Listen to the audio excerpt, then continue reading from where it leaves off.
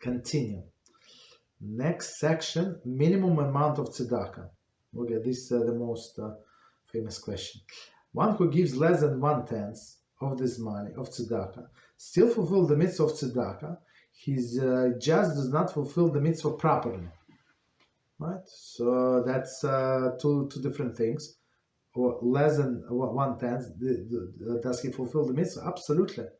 So we're going to see that the mitzvah is, I think, 1/3 of a shekel a year. So it's not much, right? But appropriate, like minimum requirements is 1/10.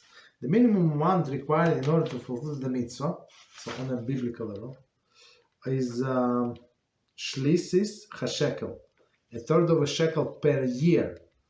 Right, as discussed below, so it's not much. It's not much.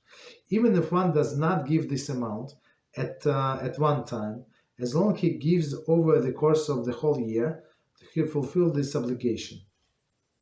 Right, so this 1/3 of the shekel in 1 year, the whole year. So it's like few pennies every day, not even every day. It is not worth it that the practice of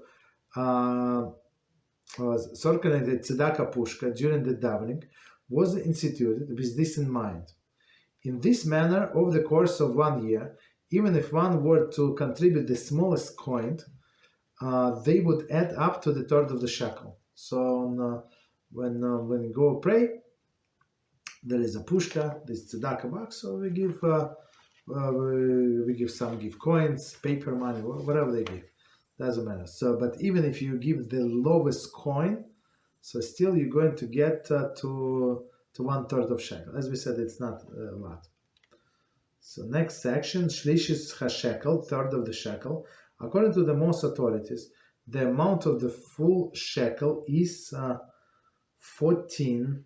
Then that 0.31, 3,000 grams of the pure silver. So if we round up 14.1, let's not 14 grams, a little more than 40 grams of silver. In US dollars, it would equal approximately to $2.50. So maybe let's say with inflation, I'm not sure how much. So let's say $5 a year. So it's not much. 1/3 of the shekel, right? So it's a shekel. 1/3 of the shekel would be approximately, so it's a shekel, I apologize. So these are $2.50, or let's say, I don't know, let's say $5. I'm not sure when this book was written, let's say $5, right?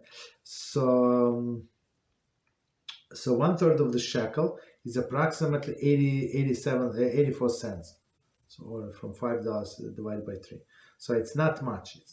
Right? Indeed, even an indigent would be obligated to contribute the amount of tzedakah each year. So even though these poor people who themselves get in tzedakah, right, they would be obligated to give tzedakah themselves. As we see, it's not a lot of money. So next one, G. Given less than shavei pruta. Generally, in halacha, money which is worth less than shavei pruta is not considered money. Shavei pruta is amount of money equal to the value of the smallest coin, pruta, used in Talmudic times. This is not the case with regard to tzedakah. One can fulfill the mitzvah even though he is given less than a shavei pruta, as long as the total amount that he gives throughout the year adds up to the minimum of the 1/3 of the shekel. Okay, so let's do this again, and we're going to explain. Given less than shavei pruta, so shavei pruta, as it was the smallest coin in the Talmudic times that you can buy something for. So today in States, I don't know, maybe for 10 cents. I don't know. Maybe you buy a few grapes. Okay, you can buy, I think. Maybe I'm not sure that they're so expensive, so maybe not. Okay, something very small, tiny, if they sell by weight. Okay, one second. So this means that it's a pruta, meaning the lowest currency which have some buying power. So less than that, it's not considered to be money. Meaning what, that the Beis Din is going to listen to your case, hear your case only if you have this claim of pruta or more. Okay. So why? Because maybe two prutas or three prutas for three you can buy some, but for one you cannot. So right. So that's the thing.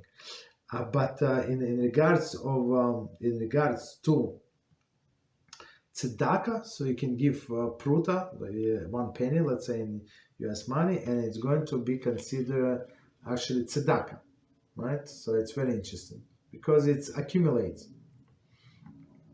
So and at the end of the year, of course, it's going to get to even if you give 1 cent, for sure you go, yes.